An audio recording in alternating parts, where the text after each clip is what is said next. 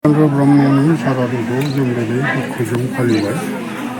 निरेन्द्रनाथ ब्रह्म होननाय सासे गथ'आ मोनसे समाव आंनिनो सात्रमोन आरो बे गथ'आ सात्र समनिफ्रायनो जनसेवायाव बारसोमनाय गथ', जिउ दान होनानै बहुद समाजनि खामानिबो मावबोदों। बेयावनो बिथाङा सागरफोराव ध्यान चन्द्र ब्रह्मनि फिसाला, थामथि फिसालामोन आरो बियो फरायनायावबो जोबोद मोजां गथ'मोन आरो जेरैबो आखा फाखा, जेरैबो बारग'सारनाय गथ'खामोन।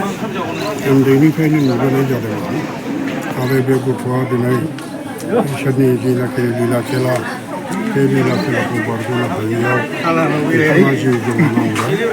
बेनि थाखाय समाव रायजो राजाखौ लानानै जों बिथांनि जिउ जारिमिनखौ जोबोद दुखुजों गथ'ना बिथाङाबो थिफ्राय आन्चलिक एबसुनि नेटवर्क दैदेनगिरिमोन। बायदिसिना बिबान लानानै बिथाङा बे समाव आन्दलन, बहुद आन्दलन समावनो बिथाङा बर' हारिनि खामानि, बर' हारिनि आन्दलनाव बे बारसोमदोंमोन। बे निरेन्द्र ब्रह्मआ दिनै खम बैसोआवनो गोमालांनायखाय बिथांनिसिम दुखु आं फोरमायदों। इसोरा बिथांखौ सोरगोआव लाहैथों बेखौ बुंजोबबाय। आरो एबसुनिल' नङा, बिथाङा बे समाव थिफ्रायाव गिदिर गिदिर सभा समिति जालांदों। ट्राइबेल संघनि रुफालि जयन्ती जालांदों आरो बेनिफ्राय बेवहाय साहित्य सभा जालांदों, सेन्ट्रेल साहित्य सभा आरो डिस्ट्रिक्ट एबसुनिबो बेवहाय कनफारेन्स जालांदों। बायदिसिना साखियाला, बर' साखियाला आफादनि प्रथम बेवहाय माबा जादों जेरावहाय कनफारेन्स। बे कनफारेन्सखौबो बिथाङा दायित्व लादों, साहित्य सभायावबो दायित्व लाबोदों आरो बेनिफ्राय ट्राइबेल संघनि रुफालि जयन्ती 2060 मायथाइ बे समावबो बिथाङा दायित्व लानानै बिराद खामानि मावबोदों। बेनि अनगायैबो बिथाङा बर' साहित्य सभानि आन्चलिक अफिस आरो जोंनि पर्बतजरानि मोनसे पर्बतजरा डिस्ट्रिक्टनि माबायाव बिथाङा अहरह मावबोनाय रेकर्ड दङ। बिथाङा मालाय बायदि बिबान लुबैया, खिन्थु बिथांनि मावनाय दांनायखौ नुनानैनो रायजो राजाफ्रा बिथांनो गोबां बिबान होबोदों।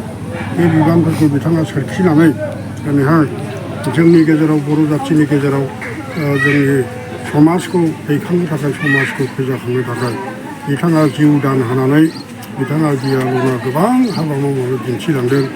खम समनि गेजेरावनो बिथाङा जिउ गोमानायखाय जों बिथांनिसिम दुखु फोरमायो। बिथां बायदिनो बे जोंनि गेजेराव जेनाखि जों हाग्राबारिनिफ्राय बेबायदि मावथि ओंखारदों, पर्बतजरानिफ्राय बेबायदिनो गोबां जायगायाव जोंनि बर'फोरनि गेजेराव मोजां मोजां मावथिफोर दङ। बे मावथिफोरनि दारैनो बर' हारिया जौगागासिनो दं आरो जोंनिफ्रायबो निरेन बायदि सासे मावथि जोङो मोनबावगोन, जों बेखौ सानदों।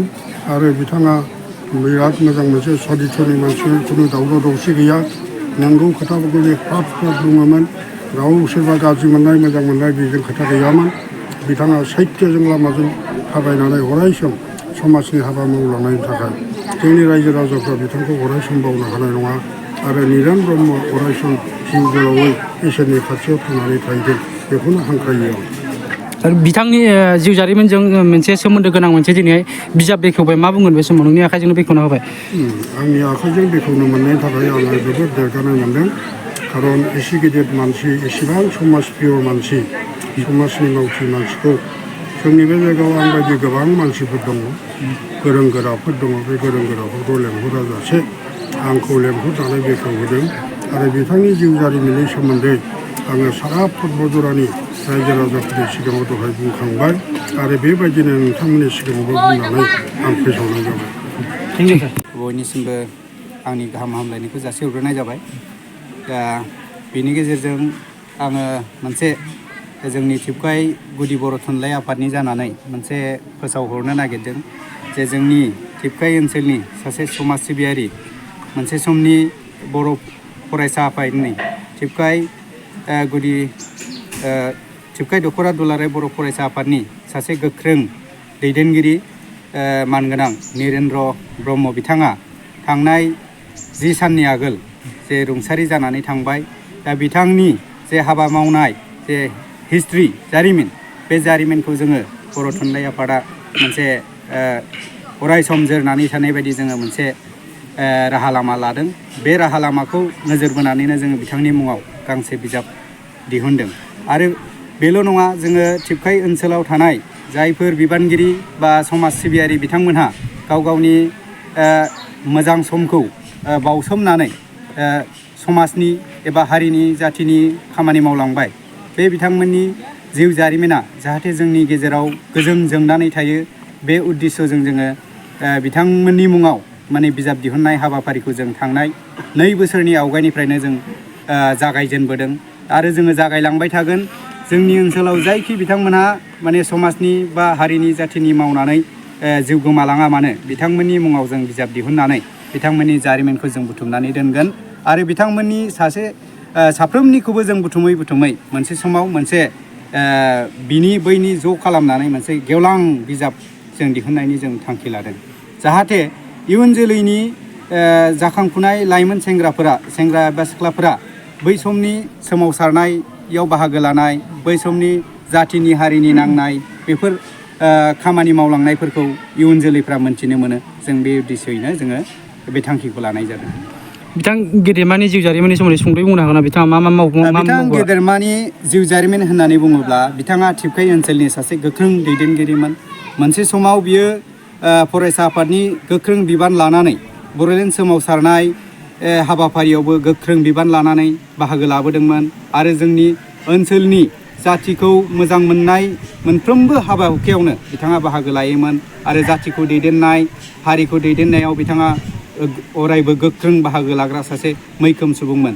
थैनाय समसिमाव बिथाङा माखासे राजनितिक दोलोआवबो थानानै गोख्रों बिबान लानानै प्राइमारिनि आफादगिरिनि बिबान लानानै मावबोदोंमोन। थैनाय समसिमावबो बिथाङा राजनितिक हान्जायाव दंमोन आरो मोनसे बाख्नायथाव हाबाफारि बिथाङा मावबोदोंमोन। थांनाय 2016 सननिफ्रायनो 2016 सननिफ्रायनो बिथाङा राङामाटि समबाय समितिनि चेयारमेननि बिबान लानानै मोजाङै मोजां सामलायबोदोंमोन।